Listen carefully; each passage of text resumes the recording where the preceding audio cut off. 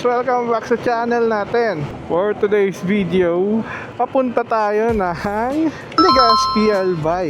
Medyo matagal-tagal tayo doon, possibly 1 week. And then, titignan naman natin ang fuel efficiency netong ADV 160. Ang gagawin ko is magpo-full tank method tayo kasi isa yan sa pinaka-accurate sa pag-check ng fuel efficiency ng isang motor or sasakyan. Magpapa-full tank ako along the way. And then, pagdating natin sa Legazpi, magpapa-full tank tayo ulit. So, andito pa ako mga G sa Naga City. Magpapagas tayo sa Pili, yung katabing munisipyo ng Naga City. So, yan. Balikan ko na lang kayo, guys. A few inches later. Okay, guys. Andito na tayo ngayon sa Pili, Camarines Sur. Magpapagas tayo dito sa Igas. Pero actually full tank pa itong motor natin. Kaso yun nga, dapat masagad ko yung tanke para mas accurate yung measurement ng fuel efficiency. So magkano dito? 81 dito ang premium. Pagas lang tayo, guys. Full tank po, premium. Tingnan natin. Masyadong mahal ngayon yung gasolina, guys. Ay, tumaas na naman. So, gaano kaya abutin to? Puno pa, guys. So, ang nadagdag is 1 liter. Kaya, nabot ng 93 pesos, 1.15 liters. So, yan yung na-fill up natin. Sagad na to, guys. So, ang sunod natin na fill up ay sa Albay na or sa Legazpi. So yan, guys, malayo-layo pa yung ipabiyahin natin. Siguro mga pa. Thank you po. Mahigit 1 hour pa. Ay hindi, mga 2 hours pa ata yung ipabiyahin natin. Ciao.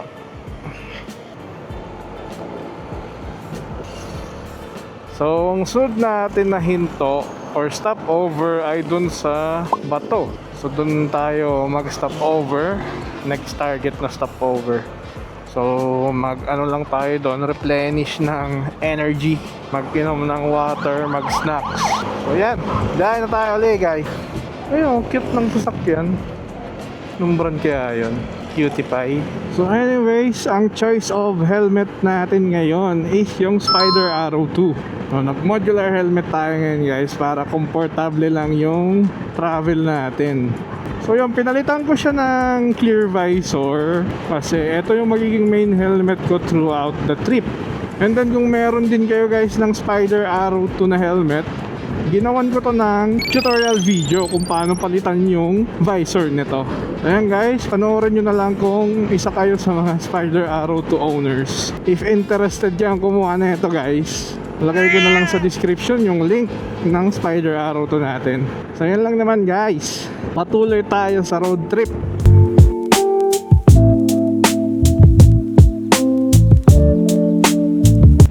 Wow, mga big bike, guys, oh. Magkakameron din tayo yan balang araw.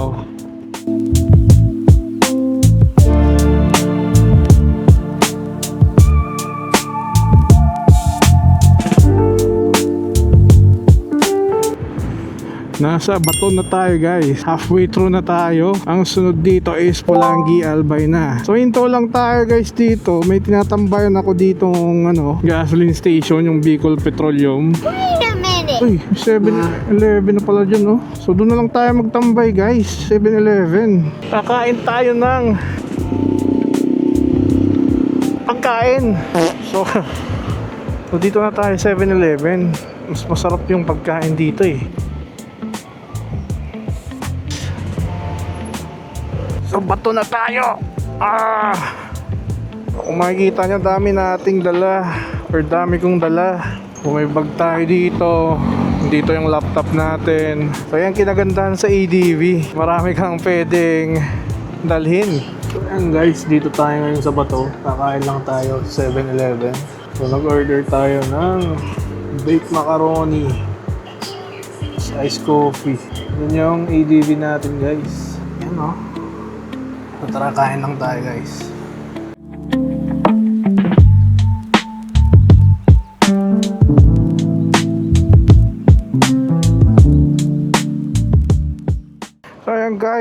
biyahe na tayo uli. Naka-recharge na tayo. And diretso na tong Albay. Grabe yung init guys. Sa bagay mas okay na to kaysa umuulan eh. Mababasa yung mga gamit natin. Biyahe na ulit tayo guys.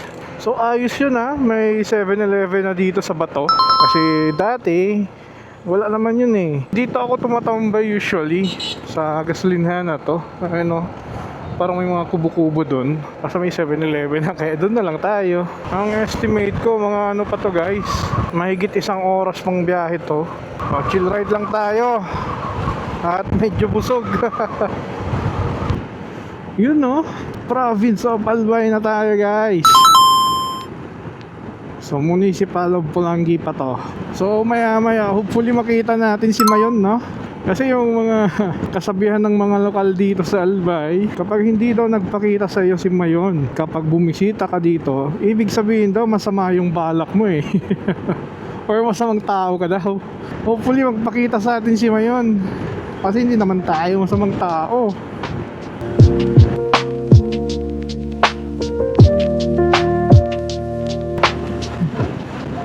Wow, ganda ng view oh.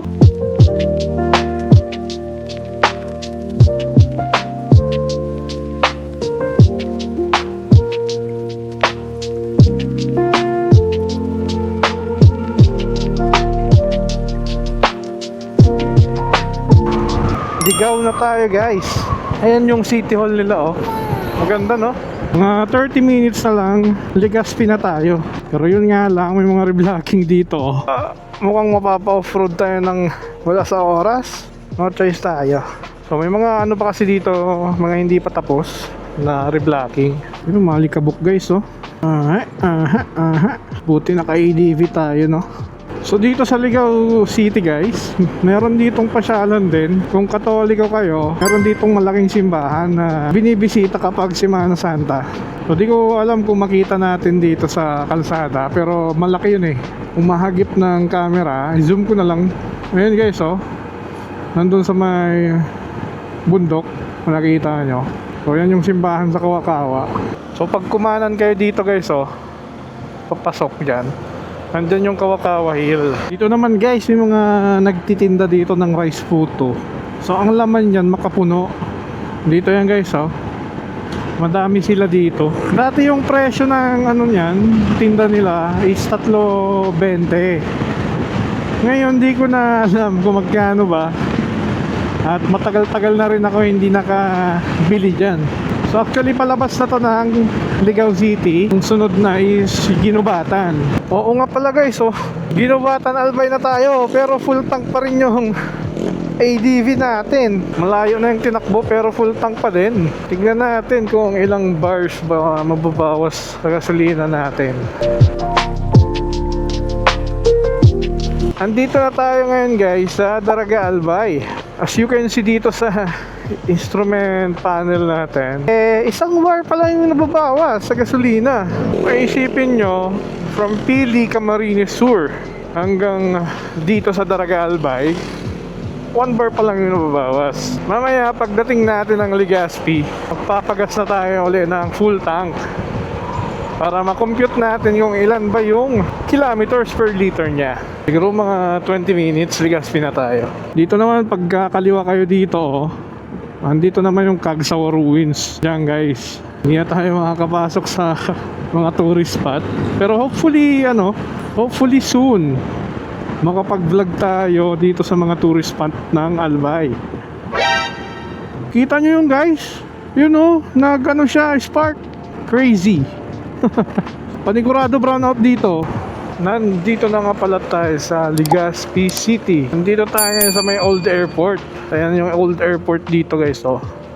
So originally ito yung airport dito sa Legazpi. Magpapagas na tayo guys. Tignan natin kung ilang liters yung nakonsumo ni ADV.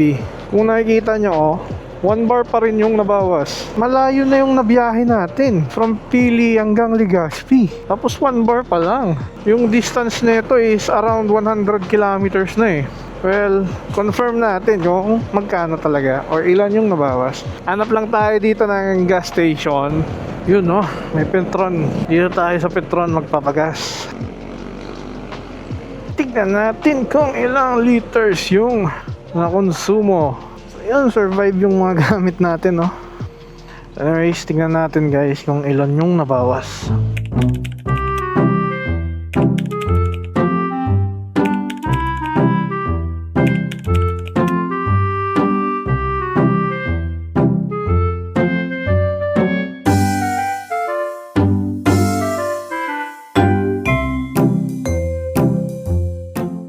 So ayan guys, andito na tayo ngayon sa Red Doors sa tinutuluyan natin.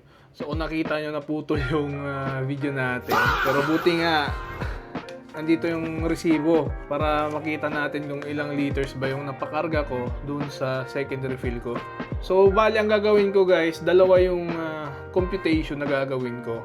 Magbe-base ako sa distance nung Odo, and then sa distance ng galing sa Google Maps kung ilan ba yung difference nila. Simulan na muna natin sa distance na nakuha ng Odo. So nung nagpa-refill ako guys dun sa Igas-Pili, 30,848 kilometers yung Odo ko. And then nung nagpagas ako dito sa Legazpi, nasa 30,932 yung Odo natin guys. So kung ima-minus natin yun guys, yung starting Odo natin and then yung Odo nung nandito sa Legazpi, distance travel ko is 84 kilometers. Nung nagpa-refill na ako dito guys sa Legazpi, ang nadagdag sa atin is 2.21 liters.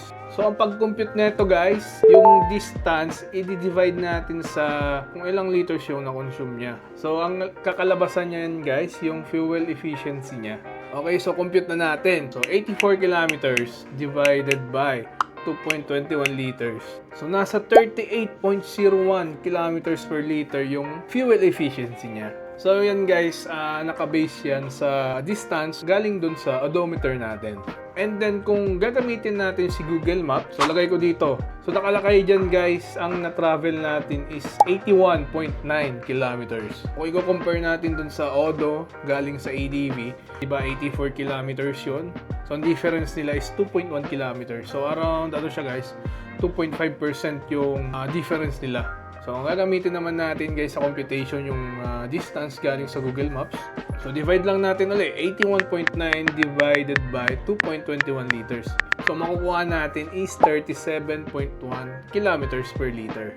So matipid siya guys actually, kasi kung nakita nyo dun sa travel natin, medyo mabilis yung takbo natin, nag-go 100 tayo minsan. Ang cruising speed natin nasa somewhere 80 to 90. Hindi ko talaga tinipid yung natin, piga. For 38 kilometers per liter, matipid pa rin siya guys. Pero syempre iba-iba pa rin yung fuel efficiency ng mga motor natin kasi dedepende rin yan sa kung ano yung riding style nyo, traffic, mabigat ba yung dala nyo, ganyan, yung road condition, saka maintenance ng motor. So, sa ibang owners ng ADB, pwedeng mas mataas yung makuha nila or mas mababa. And then guys, since 30k Odo na din yung natin, yung ADV, talagang mas mababa siya compared kung bago siya, di ba? So, ayan lang naman guys. Yan yung computation natin para sa fuel efficiency. So, kung na-enjoy nyo to guys, video ito, mag-like and subscribe kayo guys para updated kayo lagi sa contents natin. And thank you ulit guys. Nasa 100 plus subscribers na yung channel natin. Thank you, milestone din yun guys. So, thank you ulit guys sa panonood and kita-kits na lang sa mga susunod na video. Paalam guys!